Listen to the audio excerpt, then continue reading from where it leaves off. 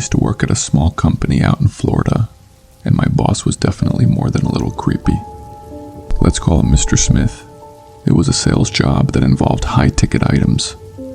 When he first hired me, he told me my body type was what he was looking for.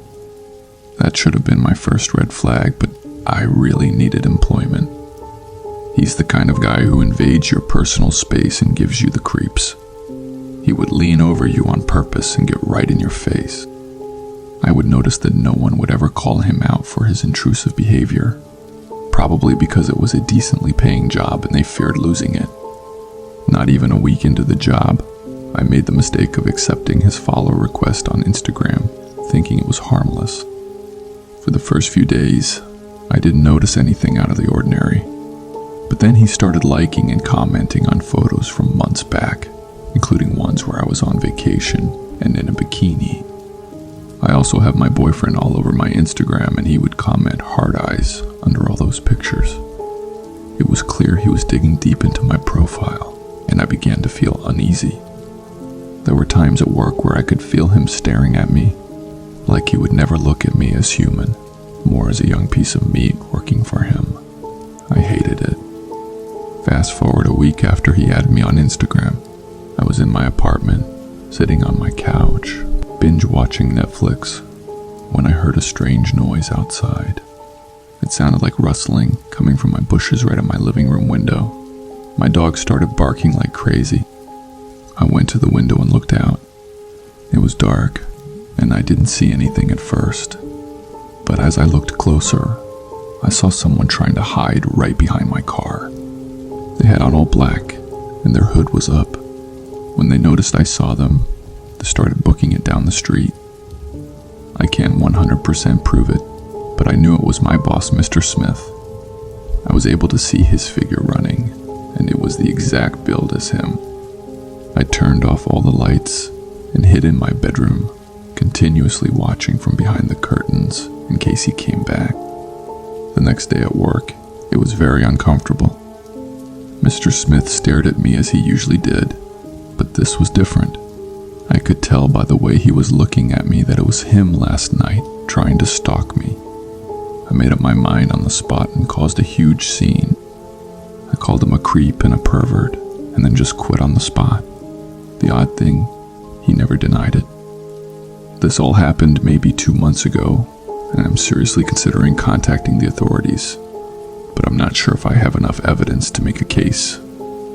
Don't ever think you have to stay at a job where you're preyed upon and harassed. I've learned my lesson.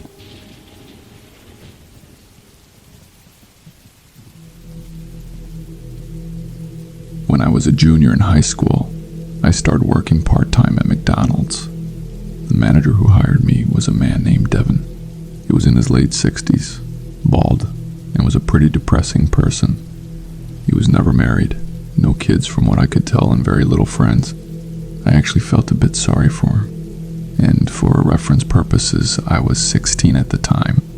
Because Devin was depressed most of the time, I would usually try to be nice and have pleasant conversations with him. I thought I was just being nice, but Devin took it as something more. About a month after starting the job, I would get late-night emails from Devin. They seemed professional at first, except they were sent at like midnight. In the emails, he would say how happy he was to have such a beautiful lady like me working with them. Then one email, he asked if he could take me out to dinner one time. That's when I became really uncomfortable with his emails. I went to my parents, who contacted HR at McDonald's. Since I was 16 and Devin was 60-something, they let him go for predatory behavior. A few days after he was fired, the flowers began showing up at my doorsteps. Beautiful bouquets with no sender's name, just a simple note saying, "Thinking of you." I had no idea who was behind it, but deep down, I had a strong feeling it was Devin. The real creepiness kicked in when the text messages started. They would say things like, "You look stunning today, and I can't stop thinking about you." I asked my co-workers if they recognized the number they were coming from, and they confirmed it was Devin's. As the days went by, the messages got more explicit, and the flowers kept coming. The worst part was that they were always delivered when I was home alone. I was paranoid, looking over my shoulder, thinking he might be lurking nearby, watching me. The breaking point was when I was leaving school with my friend, who was taking me home in her car. There was a car following behind us, and I noticed it was Devin driving it. He was stalking me. My parents and I went to the police with the information. They made contact with him, and he was warned to never contact me again, or he will go to jail. Even though he stopped, I could never shake the feeling that he was still out there, watching me somewhere, waiting to strike. I lived in constant fear for a while, but I've gotten better now. Use my story as a warning and take action when someone makes you feel weird or uncomfortable, no matter how harmless it may seem at first.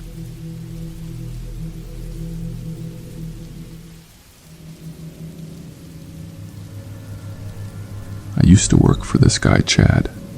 He owned a pest control business in the lower part of New Jersey. He had about 5 locations and was very successful in his own right. However, he was a real piece of work. He was constantly cheating on his wife. He would have girls over at the office, and we all knew exactly what was going on behind the doors. Great businessman, but a real piece of shit. I guess he thought he made so much money he could cheat and get with any girl he wanted. Well, one Friday while I was working, Chad came up to me at my desk and said he needed me to swing by his place that night for work purposes. I was hesitant, but thought it could be a good opportunity because he was telling me I was due for a raise soon, so I agreed. And for context, I was a 22-year-old female at the time. We planned to meet at his place that night at 7 p.m. I get there, and his house was very fancy. It was a 4-car garage with one of those massive fountains in the front yard. He lets me in and was acting all buddy-buddy with me and offering me a cocktail drink. I declined and opted for a water instead. We sat in his kitchen, and as we're chatting, I noticed some framed photos on the wall. They were pictures of his wife, his kids, and I'm assuming other family. But that's when I saw something concerning.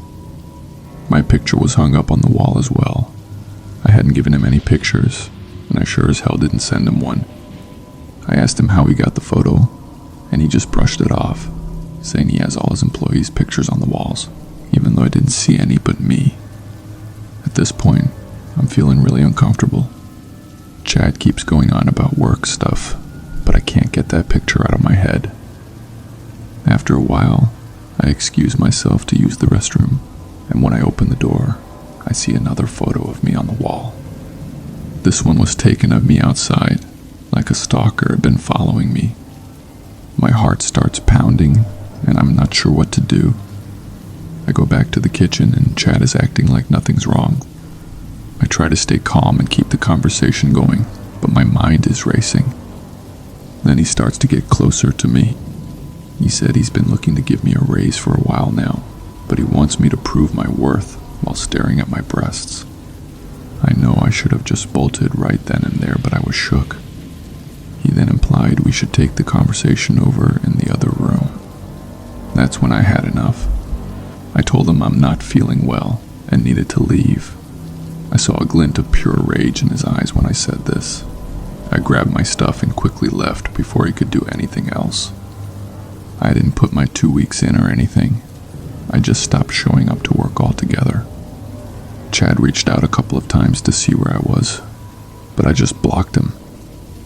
I tell everyone I know not to work for him or his company and to avoid it at all costs.